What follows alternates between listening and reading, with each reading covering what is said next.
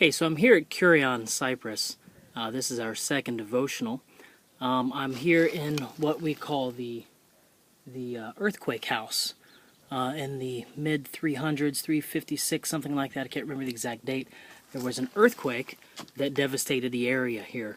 We find evidence for this all over the place, including, as you can see over here. I don't know if you can see it, but there's a trough. Here, let's go see it. But there is a trough here, split open from the earthquake. In this room here, we found a donkey. Well, we didn't found this 23 years ago. A donkey and a little girl who had fallen in from the roof up above. We are actually, again, I can't show what we are actually excavating because I can't publish the material. But we're excavating right over there in another earthquake, an additional house, part of the earthquake house here. And we're trying to dig down little by little, trying to find all the wonderful things that was found over here, hoping to find more evidence of daily life at the time of the quake. We do know that the quake was it was early in the morning because most of the bodies we find over the last 23 years, 25 years, have always been in the house. There haven't been any bodies found in any public area, so everyone was at home sleeping. Like the little girl who fell through the roof down on top of the donkey.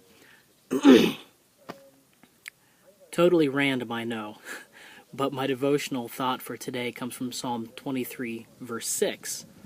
Well, maybe not so random. Let me add this into the mix here. We also found, not here, but around this general area, 3 skeletons. A man, his wife, and a small baby. The mother was cradling the baby, the husband was cradling the wife, and they were both, all 3 of them had died in the quake. On the man's finger, had fallen off his hand, but was found a Cairo ring. And if you're familiar with that, that's a Christian symbol. That's the first 2 letters of the word for Christ, Christos. So these were Christian people. Some of these people here, not all of them, it was still pagan at that time. Christianity in the area really didn't explode until after the quake, after Constantine had basically made Christianity legal. But my devotional thought is this idea. Psalm 23 verse 6 says, gives this idea that God pursuing us. Surely goodness and faithfulness will pursue me, chase me, or follow me all the days of my life, and I will dwell in the house of the Lord forever. Adding in verse 7, Psalm of David. What I find very interesting in all this is this idea, 2 ideas. Surely goodness, which is the word for tov, means good, goodness, and mercy, this is the word chesed. Chesed. It's this idea of a loyal, loving kindness. This idea that as we have given ourselves to God, so God also gives himself to us. He's loyal to us. He's not going to break his oath. But what's really fun is the word pursue is the word radaf.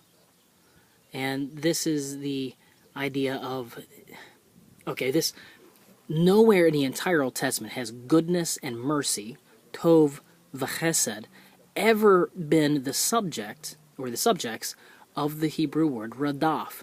Because typically speaking, the Hebrew word radaf has to do with this idea of pursuing an enemy. Like you are pursuing the bad guys, you are chasing them down, pursuing a hostile army in order to kill them. But think of that, I guess in the military we called it the battle rage that ensues in this pursuit. I was in the war, and we often talked about that idea of battle rage. When you get into battle, you begin to get into it. You get into the groove, and to chase down someone, you follow them, and you, at all costs, you're going to chase them down to subdue the enemy.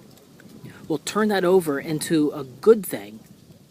God's goodness and his chesed, his loyal loving kindness, isn't just,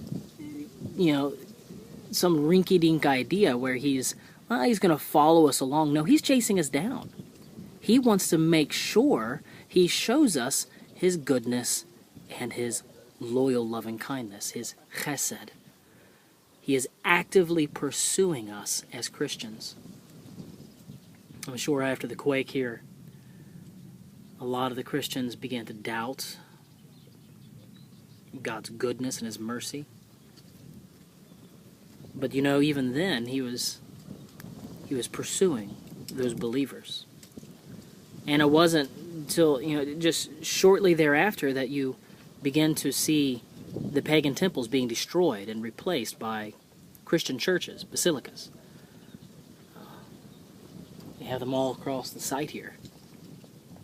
Post-quake, of course. So I don't know, maybe God used the earthquake, the tough time in their lives to teach them a lesson. I don't know.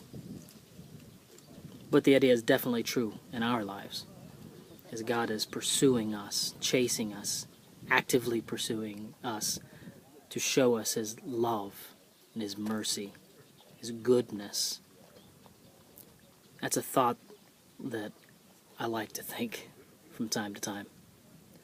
Catch me on my webpage. The URL is justinsingleton.com, or on Facebook, facebook.com/The Justin Singleton Show.